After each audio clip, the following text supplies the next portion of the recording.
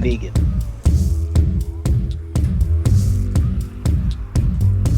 I am Negan.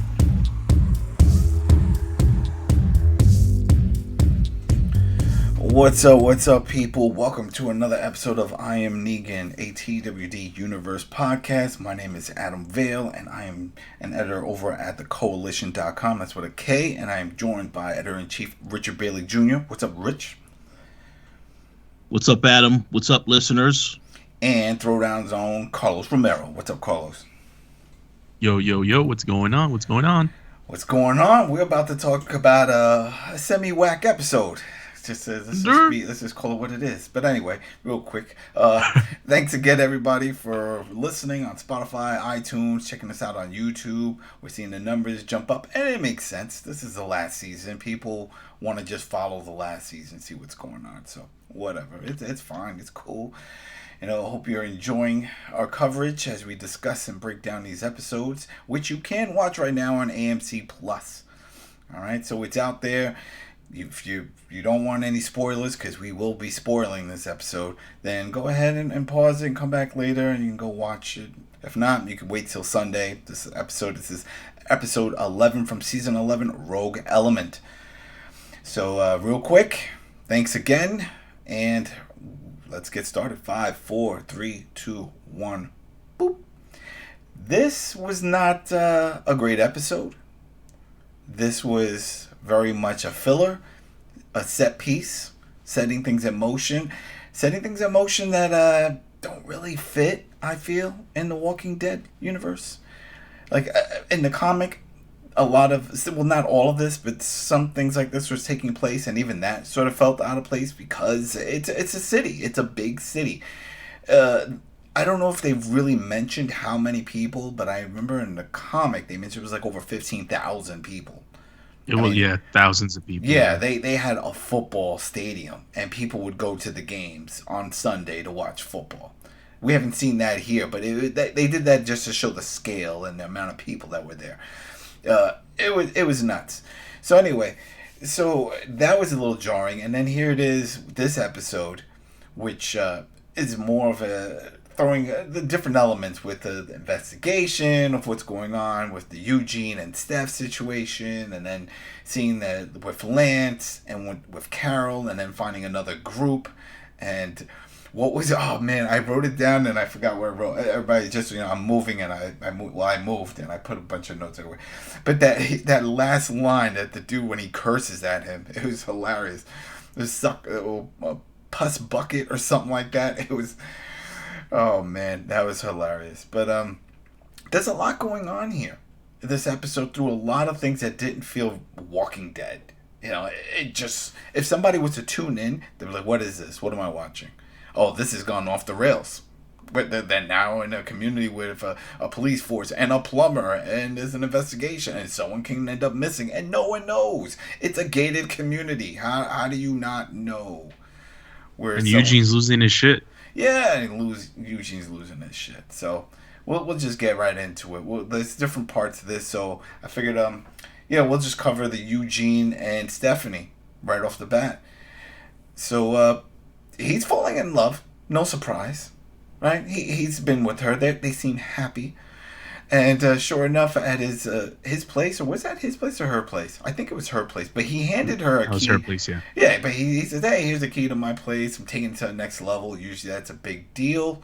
That can make or break a relationship. A lot of people don't know, but in real life, that can put pressure. Because maybe the other person's like, yo, I thought we were just doing some casual hangout. Now you're handing me keys. Next you know, you're going to want me to put a toothbrush. You know what? I got to go to work. I'll talk to you later. And then you never call him back. What did he handed her the keys before he told her that he loved her? Because that's a big no-no. He handed her the key, and she sat down, and then he said, I love you. And she paused for a second, and then she responded. She said, I love you too. And she didn't say it in like an eye roll, like, I'm stuck. What do I, yeah. No, it seemed genuine. I mean, credit to the actress, because I was sold on it. Yeah, but that was a bit of a dramatic pause. It wasn't like immediately I love you. It took a while for her to say that. But it could be taken as shock. It could be taken as shock. Yeah, Rich, that could be also called a dead giveaway. Yes, exactly. There you go. Boom, boom. Dead giveaway. Yep. Well, he was thrilled, right?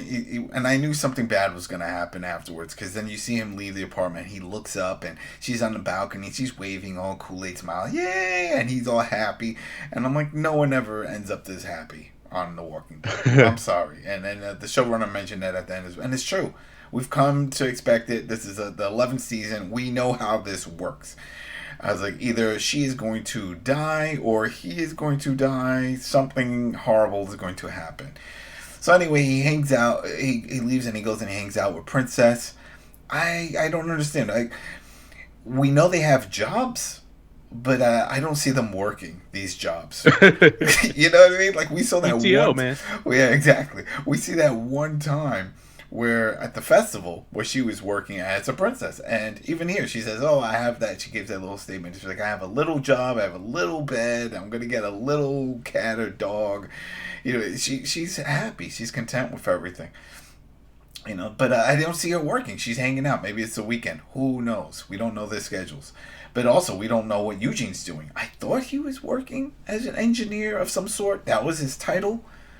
But we don't see him working in an office or doing any of that stuff. So, whatever. Anyway, I guess that was besides the point for what they were trying to tell in this episode. Because it's him just saying, hey, listen, I told her I love her.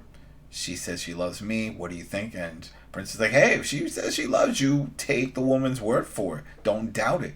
Because he already had some doubt. And I was like, all right. And he said, well, we're going to meet up later for ice cream. Ice cream, this is like, what, the third or fourth time ice cream has come up? And it's since they've been in the Commonwealth, right? Because there was the ice cream at the very first time when they enter the area. It's like, oh, you want some ice cream? There's the ice cream shop. There's the one with Yuke and her brother. They go and they have some ice cream, and he also works at a bakery. It's a lot of ice cream. People love their ice cream. So he's like, yeah, I'm going to go. And he's going to sit there and wait. And that was a pretty cool scene because you see him sitting there and it's full. There's a bunch of tables and you see other families and everyone's having a good old time. And then it's getting darker and time is passing and everyone's leaving and he's by himself. And a part of me was thinking, this is his internal fear kicking in. It's not actually happening. Did you think that was actually happening? I did, just because I knew the premise of the episode, so that it's kind of like cheating. But just one thing that I wanted to mention is I find it funny how who buys the ice cream before the person arrives? No one. Because even if they're late for 10, 15 minutes, that ice cream is melted. Yeah. I was thinking, well, maybe he already planned on eating 2 scoops. Like that, that was his thing. It was like, you know what? It makes for a great scene, and it looked pretty awesome when it went from early daytime to nighttime. But just thinking practically, I'm like, yeah, don't buy the ice cream before the person arrives.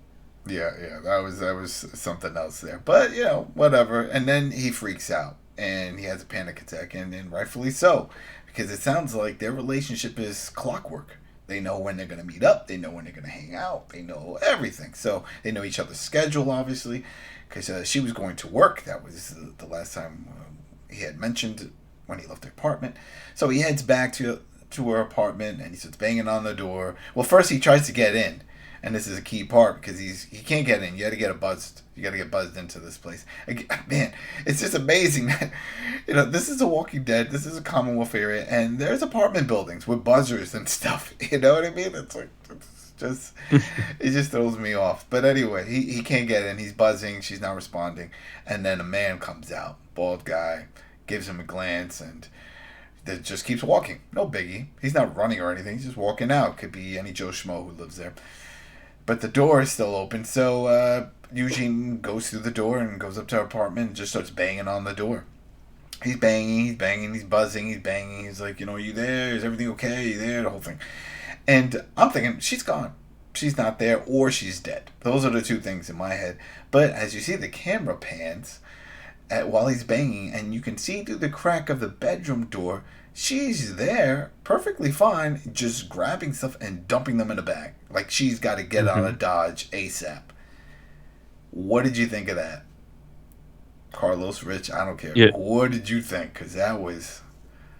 Yeah, it's just trying to figure out at that moment what the motivation is. Is like, is her life in danger? She doesn't want to, she doesn't want to involve Eugene in something that she's doing. Maybe she's part of the, that revolution movement that we saw the other episode, or, is she just like regretting that she told him that she loves him and she's trying to dip because That's she an doesn't. extreme. Where are you going to go? You're in a gated Well, community during the apocalypse. I mean, it's not like, oh, well, I know this other town that's got a better life Well, for me. Let me just bounce well, because this dude loves me. Well, you make perfect sense, Adam. But seeing the conclusion of this, it still raises a point because she's like, we know why she did it now, and it still makes less sense. Oh, yeah. Yeah. We'll get to that because there's a lot of things that make no sense for this. This is all right.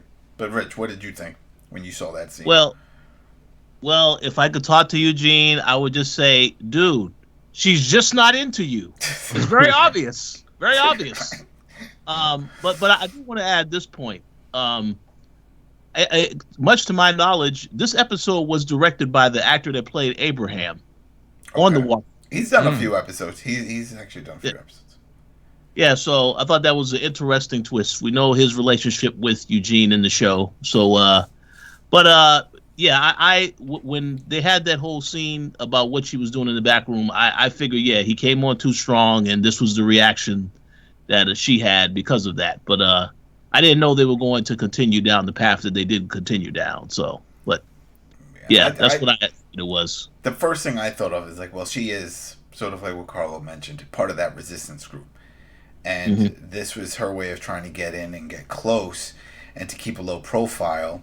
And now that he's getting serious, she doesn't want to hurt him. So that's why she has to go back underground. But again, a lot of that doesn't really make too much sense because where are you going to go? Yes, this is it's a big area, but it's still a Commonwealth. I mean, she has a job at the radio station, right? She deals with incoming transmissions and stuff like that. Because that was one of the other things. He did go to her job, and there was a guy that was like, "Oh, she no-showed. She no-showed." So that was another alarm right there. 50,000 people. 50,000, even more. Are you kidding me? 50,000. This is massive. This is massive. So I guess she could go into hiding, but her position, her job, really puts a spotlight on her. I can understand if she just worked as a waitress in a diner, maybe no one would care. But she has a high role there. She deals with just picking up transmissions, and remember, that's how she met Eugene, on the radio. And they corresponded for quite a bit of time before she finally said, "Hey, this is our location. Let's meet up. Come on down." And that's her job. She has a serious role there. So when the next scene, when you see that, he does go to Lance. He goes to anyone that's willing to listen to say, "Hey, something I think happened. Foul play. She's missing." They're like, "All right, we'll look out for her. We'll keep her an eye out." And no one's really concerned, which makes no sense. Even though we know, like Rosita, and she was like, "Come on, she's in a full get up, her soldier uniform." She was like, "Oh, don't worry, we're gonna find her. We'll put up flyers and all this stuff," and it doesn't really work out. They said 3 days have passed, and he fell hard. He fell apart. You see him boozing. He's out like a wino in the street. Yeah, in one of those scenes, he actually looked like he was part of the undead. Right, exactly. He just looked so horrible. Exactly. Yes. It's like, oh, one got through the wall. Get him. Take him out. Again, what about his job? 3 days? I don't know. No one's concerned. This whole big thing. Princess is sort of concerned. She goes to his place. She says, "Hey, I got lasagna." I thought that was a funny line because once she gets in, he takes a look. He's like, "There's no food." She's like, "Yeah, I don't have any food. But I just know no one gets turned away when they bring food." So that's why I was like, you know what? You're right. You are right, Princess. Because it's like, oh boy, that was great though. And then she sees up on the wall, and he looks like a nut. He's got a picture of her, and he's got all these other theories of what's going on, and she's like, you're losing it.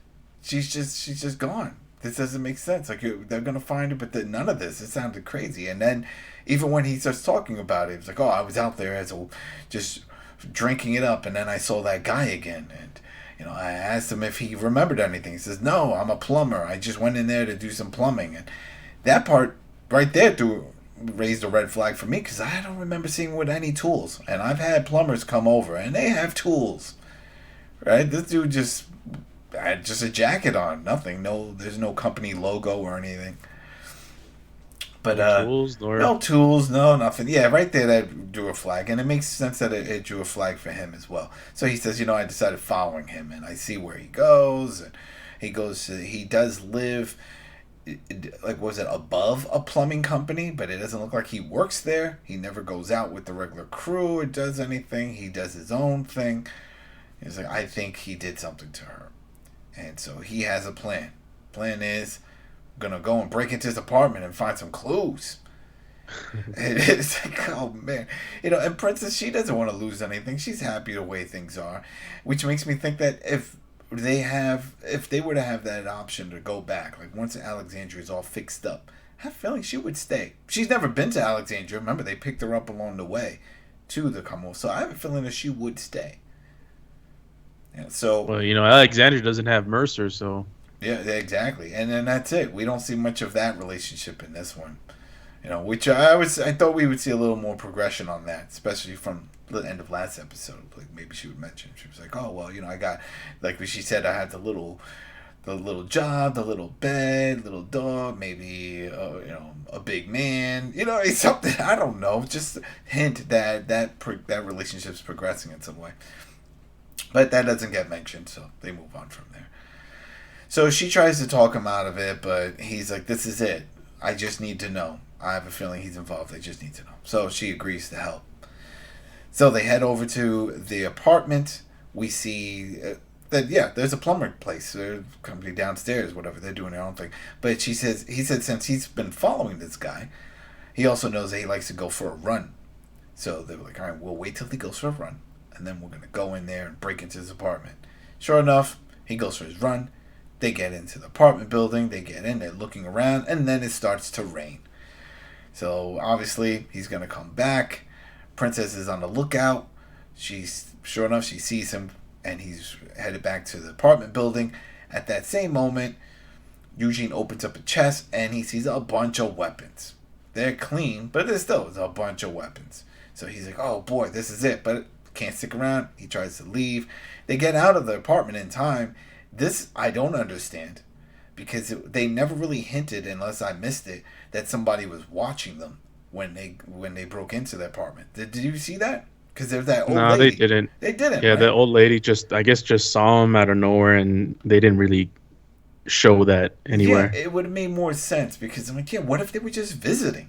You don't know. They could be friends. Whoa. It wasn't like they rang a bunch of doorbells, like beep, beep, beep, beep, beep, just to get the door open. We don't know if it had one of those doors, but the other one did. And then also, she never saw them. We didn't see her witness them break in. So for her to call the authorities and to have all the soldiers there like, oh, look, and she's pointing, those two, that didn't make much sense right there. But the next scene was pretty quick. We see that they're jailed. Lance shows up. He's like, what's going on? We'll get to his story with Carol right after this. It's like, what is going on here? And they're like, oh, well, we were looking and this and this. It's like, no, listen, she's gone. We're looking for whatever. You're just having a nervous breakdown. You're having a lot of problems. The guy is very aware that you're having hardships with this relationship breakup and all that stuff, so he's not going to press charges, but you need to sign some forms. Just admitting that you are just under some mental distress and that you agree that you did wrong and blah, blah, blah, blah, blah. So he does. And then they're free to go. So before I go any further, what did you think of all this? Because this was, for the most part, the majority of the episode. I'm kind of conflicted on this because, they're doing all of this detective work, but it really didn't. The guy was kind of inconsequential. And not in a way that he wasn't involved in any of it, but just in a way that his story just, I guess it ends there. Like, okay, he was just a guy who was, it's more like let's get to what's his name, to Hornsby. Yeah. More than anything, So I kind of wish Because that was the it other thing would have. too. He brings up, Eugene brings up, but he had the kill bag and all this stuff. It's like a lot of people have that. That's just in case something happens. That's that, and they were clean. They weren't used or anything. That's just the way it is here. Yeah, I kind of wish the guy had something. There was more interactions. The guy just did. He was really inconsequential. Yeah, he To really most of had it. no connection to it. He really had no connection.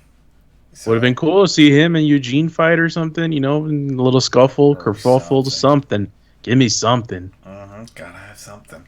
Rich, what did you think of this? This whole story with the Stephanie and him looking. I mean, there's a little more. We'll get into it right after this. But just your thoughts of this was majority of the story. So what did you think of it?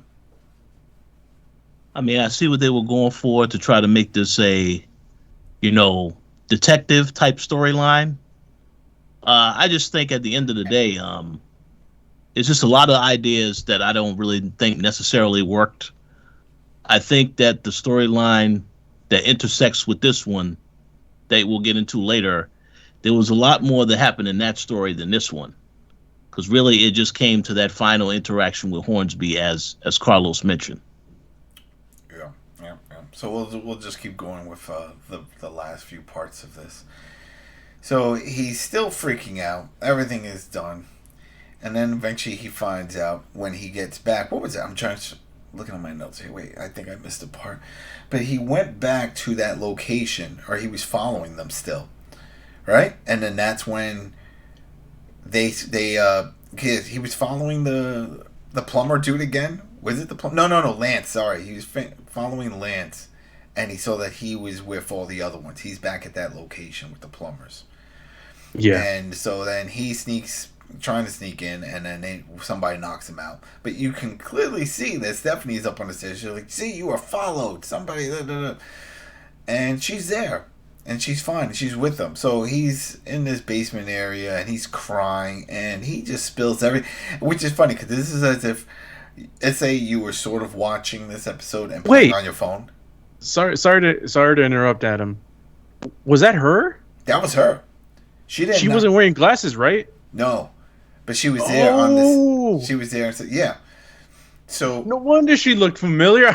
I feel like an idiot now. Okay, because I saw her and I'm like, oh, I remember her. Like she looks familiar, but I didn't put two and two. She wasn't wearing the glasses. Yep. And the guy was kicking him in the whole thing. So yeah, so he was. She even said, she was like, "Oh, you followed." So that's when he just, like I was talking about before, just in case, sometimes when you're watching shows, you're playing on your phone, you're doing other things, you're not paying attention. But here it is, it's like, don't worry about that because Eugene is about to run down this entire episode, or at least his part of the episode right now, and even go further back. He was like, "Oh, I should have known," because Lance is standing at the stairwell there, and he's, "I should have known that she was not who she said she was, and this whole time she was the only connection I had, and she became my friend and built a relationship just so she can get good with us, and he's writing a book and she read it and all this stuff." It was like he should have known better, and whole big thing. He just runs the whole thing down. And he's like, "Well, now that I know, I'm going to expose you." I was like, they're going to kill you right now. That's what I felt. I was like, oh, expose what? They're going to put you in the ground. No one else knows you're here. Princess doesn't know that you went on this little investigation on your own. But no, Lance isn't going to do that. And he says, "Hey, no one's going to believe you because you had a nervous breakdown." I said, "What? Yeah, you even signed off. Remember that paper that I had you sign? So no one's going to believe anything that you have to say. You're just a rambling nut right now." So there you go. And he starts crying and the whole thing. And he's like, "I don't know. Then who is she? Oh, she works for us." He said her name. It's escaping me now, but he said her name. It's not even Steph. And she was there for a job. And that was it, to keep close with them, to gather as much information about Alexandria and those people. And once you made known that you have stronger relationship feelings for her, and you wanted to progress this relationship, that's when it was time to pull her out. And that was it. That right there made no sense. None of that was needed at all.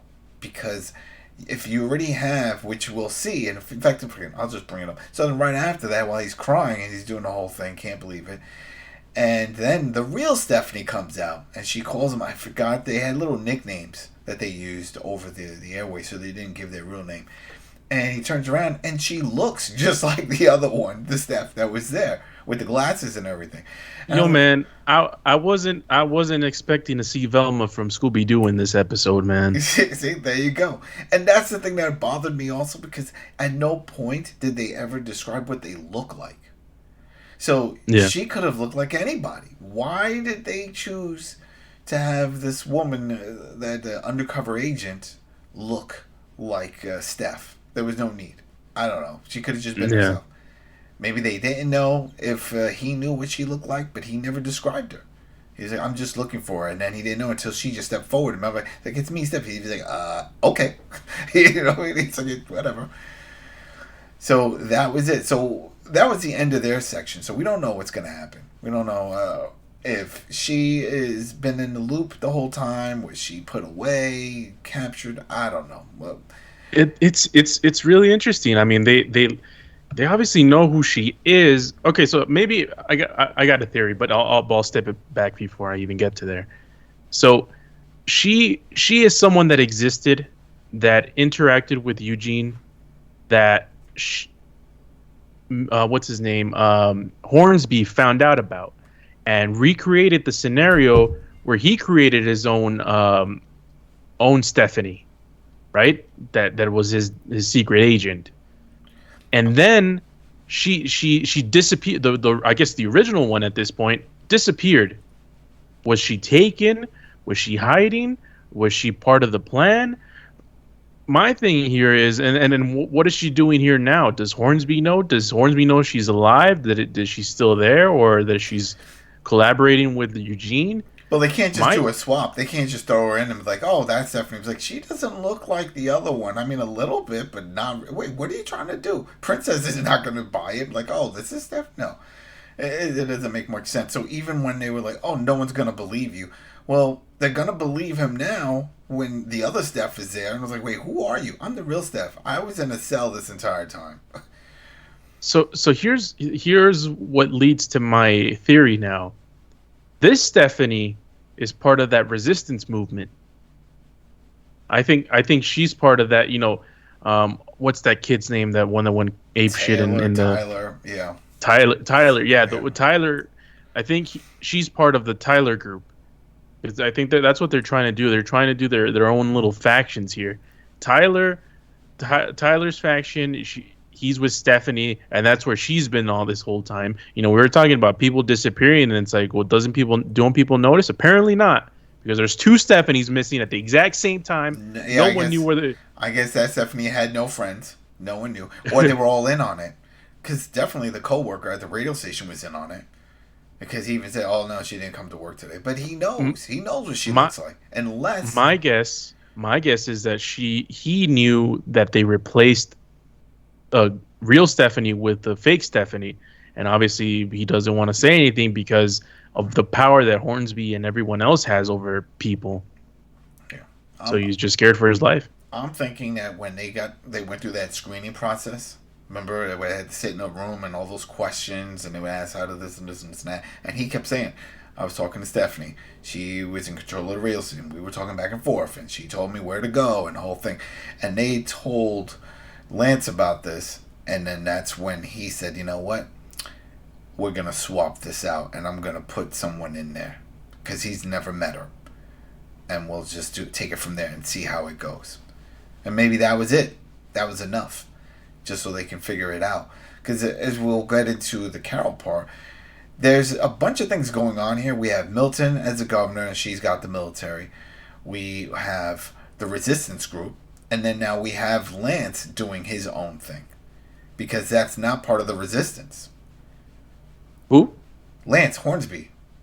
Oh, okay, gotcha. Yeah. His first name is Lance. So he's got his own group. I don't think that's the resistance group. Oh no! I definitely don't think that's not the resistance group. That's not obviously the Alexandria group, and that's not the governor's group. I'm pretty sure the governor has her own group. She has the military. She thinks the whole thing with Mercer and military. She's in control of that. Mm-hmm. So So it's a lot. yeah, I think that it's this whole power struggle, between the Hornsby group and the governor's group, and I think that's what's going to raise the conflict. But there's also this resistance group lying within everything, and they mentioned the group has thousands, and no one knows that they have thousands. And that's a good segue, because in the next part, because there was 3 parts, 3 different stories going on here, and it's Connie, the investigator, the reporter, and she's trying to figure out what's going on, because she wants to know, is it really a resistance group? Is this guy just mouthing off? And how come we're not asking the tough questions?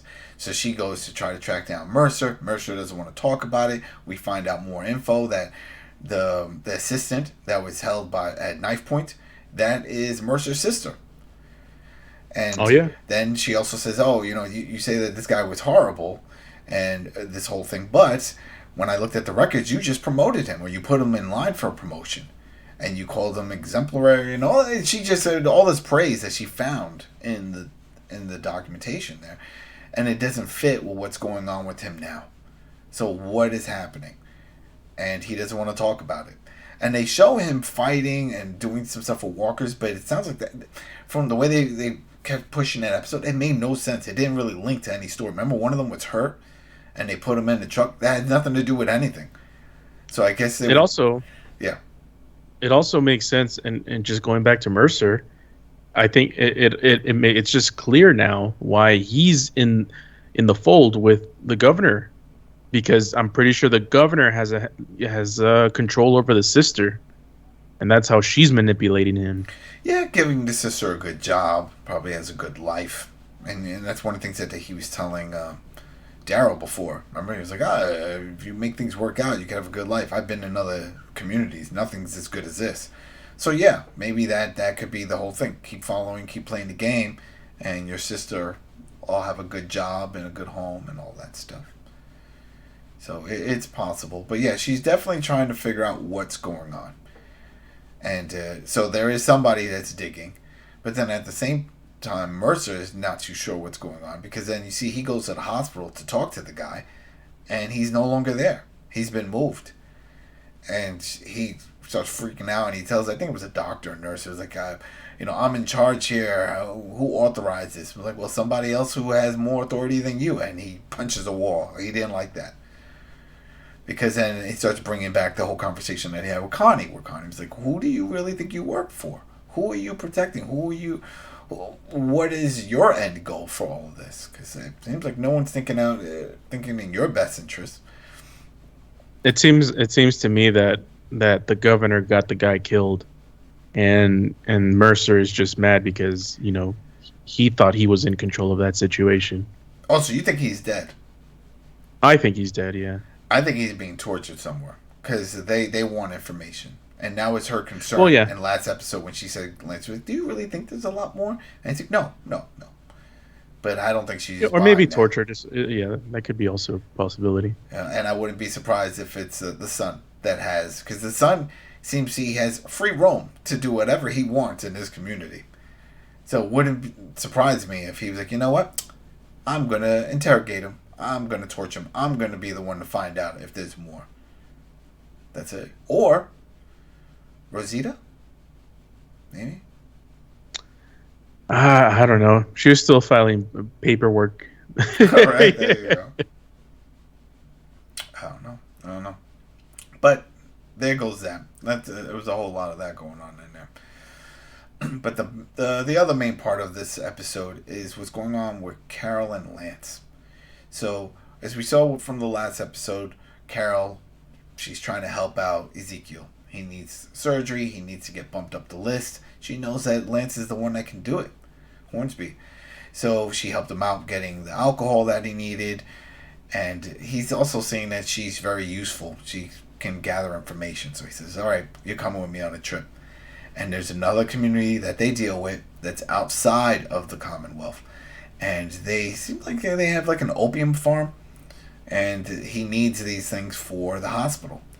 And so no one seems to ask where it's coming from, but this is the people he deals with, and he gets it. So then Meets with the leader. The leader's talking about how he needs more money and this and this and that. He's like, I thought we made an arrangement. You see them do a little fishing trip, which was weird. But while they're doing that, Carol's looking around and she can see some of the workers. And we don't see her interact with them, but right toward the end of that little segment there, he's like, so did you get any information? She's like, yeah. You've been giving him money, and he's been saying that he's giving it to the workers, saying that they need the raise when they're not getting it. He's pocketing all of it. What is he spending it on? I don't know. Where is he shopping? I don't know. But money seems to still be a thing. That I don't get. Did anybody else pick up on that? Like, what are you doing with money outside of the Commonwealth? I don't know. I think it's just all about influence. Because I would think it would be resources. I need resources. I need materials. I need those type of things. I don't. It just didn't make much sense. But I guess you gotta have some kind of currency system going into this. So. Yeah, I just found it funny that the guy that he was like being all friendly with, they just arrest him at the end. Because man, I just said it too. That was it. Pus bucket or something like that. Yeah, his curse at him. Like, you pus bucket. I was like, oh, that reminds me of that old commercial. You liquor. It's like, I was like, oh, this is great. Come up with your own curses in this universe here. I'm curious to see, and I guess, all of this is just tying with each other. Like, all of this is a giant web that has to interconnect some way. And Maggie is, oh, no, not Maggie. And Carol is the interwoven thread between Hornsby and everything else. Mm-hmm. At least with the Alexandria people are kind of our way to see the world, to see, everything that's going on. Connie with her investigative journalism, Eugene with the stuff with Hornsby and stuff, and others. And I think oh damn, what's it? Carol? Damn, so many names. There's man. a lot of characters. Yeah, and I think now.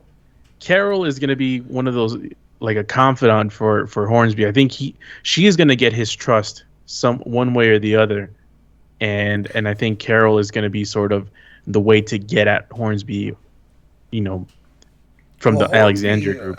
Hornsby's the way he describes the situation, because he was like, stop talking about your people and my people and the whole thing. He's like, let's just work together on this, because he wants the power.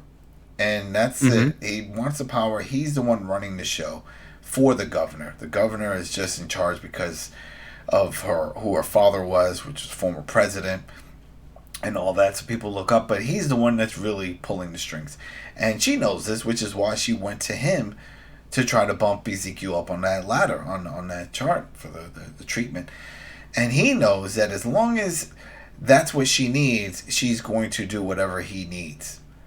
Because that's the goal. It's like, all right, I need you to do this, I need you to do a few other things, and then I'll bump you up on the list. Hopefully, he doesn't wait too long, and then Ezekiel just passes away. That would suck.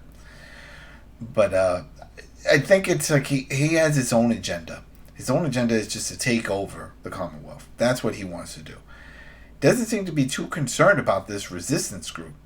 Because then that could put a wrench in. But then at the same time, that could also help in his favor. Because then while Mercer is out there trying to find out this group and what's going on, no one's paying attention to him and all the shenanigans that he's doing with his people. And how far they're going. Do they plan on... is this a coup attempt? Is that something they plan? Do they have some of the people or some of the soldiers on their side? How many people know?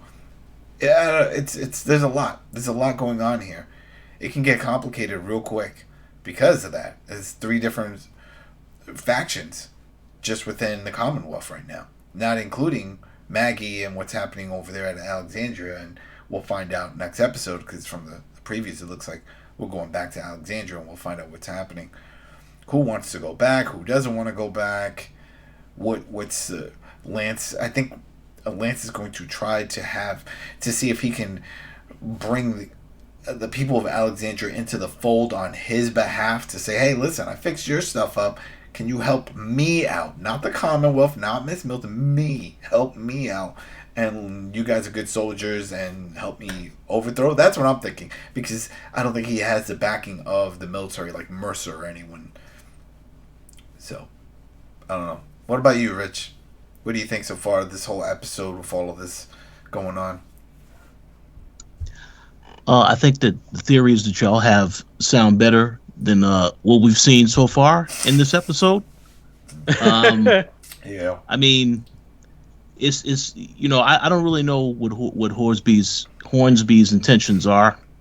I will say this: as far as the storyline with Connie and them, the investigative journalism trying to get to the bottom of what was going on. Well, that it just pretty much established that yes, there is something going on. People are missing. So I thought that did a lot more for the development of the episode than with Eugene finding out at the very end. Oh yeah, so this was all a plot.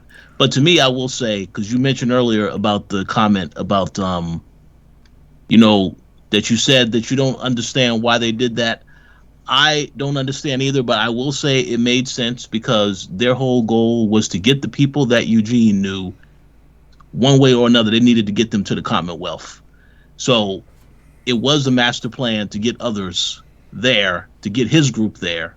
But again, I don't know what the end game is if what he is doing is aligned with what the actual governor is doing. Because think about it. Once this stuff is now released, like I was like, all right, the rouge is over, you can go back out into the world. Then what do you do? That relationship, how does that progress? They can't, because it's like, wow, I don't know. I don't know how that's gonna work out. And then the rest of the group, when they see, oh, this is the real stuff. Wait, what happened to the other? Oh, that was a spy that Hornsby sent to spy on us. And then, okay, you know what? No trust here. Let's go. That's my reaction, right? I was like, no, I'm not trusting. There could be spies everywhere. Who else knew about this? Did Milton know about it? Everybody must have known. Remember, there was that whole situation where they got arrested together last season. So Mercer, everyone, all those soldiers, everyone has to be in on it. Because not one person said, wait a minute, that's not the Steph that I know from the radio. You know what I mean? No one said that. So everyone is in on it. And clearly, the editor of that the paper, the Commonwealth paper, she's in on all of this. She knows. Because she could have easily put it. I'm sure there has to be one or two people that were like, hey, I used to have a friend that worked at the radio. She's missing. Can you put out something in the paper, maybe an image? No. You're going to tell me nobody came forth and put that information in? Or that concern? And you just mentioned it, Carlos. 50,000. 50,000 people. That's enough to fill a stadium. Oh, man. We'll see. Yo, man. It's just interesting to see how everything's going to unfold because, it's a power struggle that they're trying to do. And I'm still trying to think about Hornsby's side of things because what I thought, or what I think, I still think the same, but he's trying to get the Alexandria people to be in his side in case they need to do a revolt, against and usurp the governor. But the way he treated Eugene, it just doesn't make sense. That's what I'm saying. That it throws a wrench in all of it. We see what he wants to do, but then why do it this way? Why go this far? They're gonna have to explain a lot of this because I'll tell you right now. I know some people don't want to be comparing with the story with the comic. The Eugene and Steph thing. This what we just saw did not happen in the comics. So this is TV land here, writing all this stuff. This is completely just for the show. This is not how it went down. But it doesn't really fit. And I have a feeling, I don't know why, I have a feeling this is just going to be a one-off. Like, they're not really going to go deep on it. It's just going to be like, yeah, it happened, that's it, let's move on. And this is the other stuff. Okay. And that's it.